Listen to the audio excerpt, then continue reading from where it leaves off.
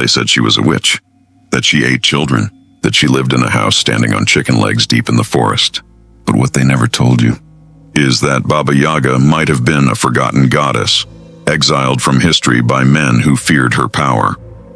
Among whispering trees and speaking winds, her name echoed for centuries, like a forbidden spell. In the villages, she was the terror of children. In ancient temples, perhaps the guardian between life and death. A myth that survived empires, religions, and wars, changing faces with every generation. They say whoever enters her forest never comes out the same. Some return enlightened, others simply vanish. But what if I told you that behind the witch of children's tales lies the real story of a goddess in exile? A force time tried to erase, but like fire, it never truly dies. Get ready to uncover the truth that folklore tried to hide. Because this isn't just the story of Baba Yaga, it's the story of how the sacred became feared, and fear became power. Across the Slavic forests, one name has survived the centuries: Baba Yaga. A myth, an entity, perhaps a fragment of ancestral memory that endured the Christianization of Eastern Europe. In oral tales, she appears as a frail-boned old woman with piercing eyes, living in a hut that stands on chicken legs, a symbol, many say, of the threshold between the world of the living and the dead. During the Middle Ages, her figure was reinterpreted. The wise woman and healer who once lived among villagers was turned into a wild witch, a reflection of patriarchal fear toward independent women. The myth was reshaped by centuries of religious and political repression, transforming a possible goddess of natural cycles into a symbol of terror. The fires of the Inquisition, though more common in the West, also burned the voices that once told her stories. Ancient songs and manuscripts suggest that Yaga may not have been a name, but a title derived from linguistic roots meaning sacred, terrible, or powerful. What was once reverence became fear. What once taught balance between life and death was condemned. Yet the question remains, who was Baba Yaga before legend distorted her? Baba Yaga's figure didn't emerge in isolation. Scholars of comparative mythology trace her to ancient Indo-European goddesses. She mirrors Kali, the Hindu goddess of destruction and rebirth, and Hecate, the Greek guardian of crossroads and the night's mysteries. Each represents the same archetype, feminine power that crosses worlds, mastering what men once called chaos. In old Russian folklore, Baba Yaga inhabits the deep forest, a symbolic realm where civilization loses control and the unconscious takes over. To pass through it, the hero must face fear itself, what anthropologists interpret as an initiation journey. Her hut, spinning endlessly on chicken legs, represents the motion of the cosmos, an axis between dimensions, perhaps even a metaphor for the primordial womb, where life and death coexist. Curiously, in older versions of the tale, Baba Yaga helps the hero, but only if he shows respect, courage, and cunning. This ambiguity between monster and mentor fascinates scholars to this day. She is neither good nor evil, merely faithful to the natural laws that sustain balance. And that's where the first story of her trials begins. The tale of Ivan Tsarevich is among the most famous. He ventures into the forest in search of the firebird, a symbol of divine light, and ends up before Baba Yaga's hut. Inside, he finds the old woman with eyes glowing like embers from the oven. She studies him in silence before saying, "To find what you seek, you must burn what you fear." Only too late does Ivan realize the test is not of strength, but surrender. For 3 nights, Baba Yaga forces him into impossible tasks, separating grains of sand, capturing the wind, surviving his own shadow. Each challenge reflects an ancient lesson on inner mastery.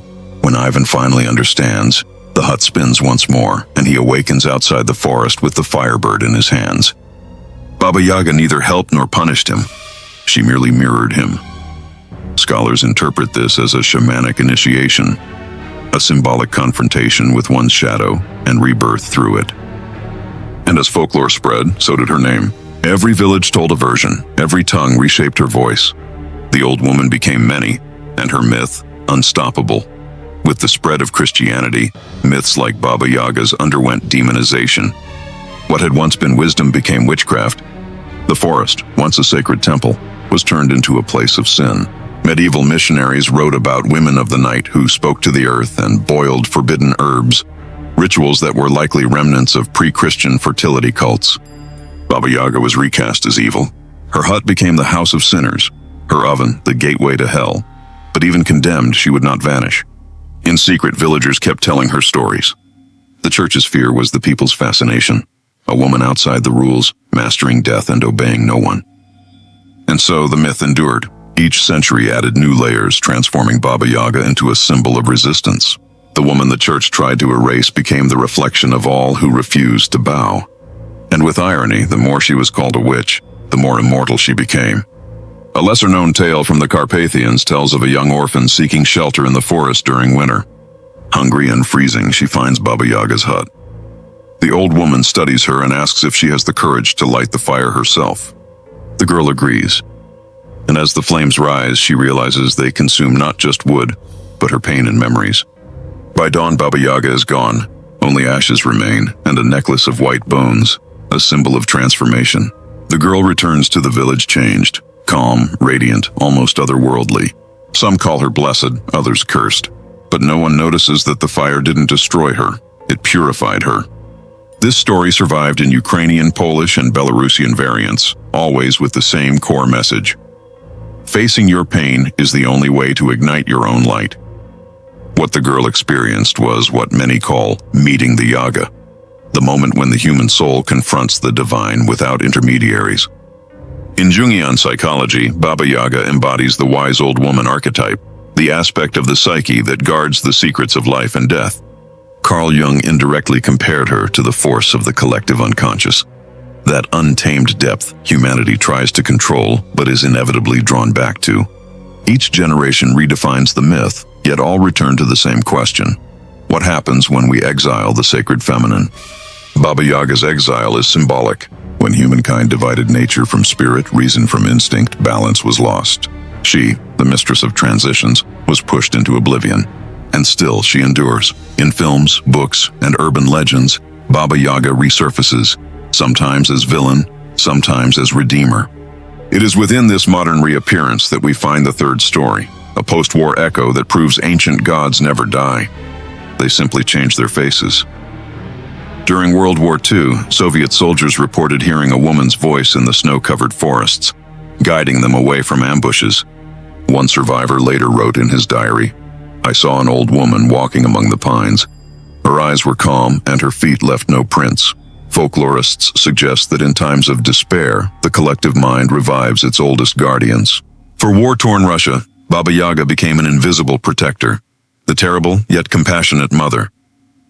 There is no proof, only testimonies, but all describe the same moment: fear transforming into faith. It is striking how the myth adapts to survive. From witch to mentor, goddess to shadow, Baba Yaga has crossed centuries, ideologies, and creeds, always exiled, never forgotten, always watching, as if waiting for the world to remember her true name. Ancient sources reveal a pattern. Every civilization that erased its goddesses lost part of its own soul. Baba Yaga personifies that loss, the cost of denying intuition and mystery. She is neither demon nor saint. She is the living reminder of power hidden behind fear. Modern scholars debate whether her story began as moral tale or as distorted record of matriarchal cults. What's certain is that, despite centuries of distortion, she endured because she represents what is timeless: humanity's thirst for forbidden knowledge. As long as questions remain about the unknown, the name Baba Yaga will continue to echo.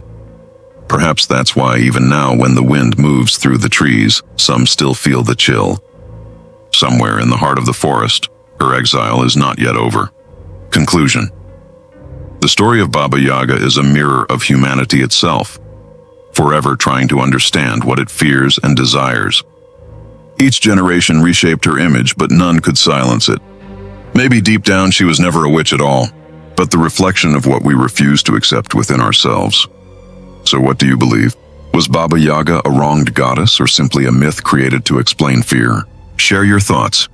And if you wish to keep exploring the forgotten stories of religions, traditions, and ancient myths, subscribe to the channel and turn on notifications.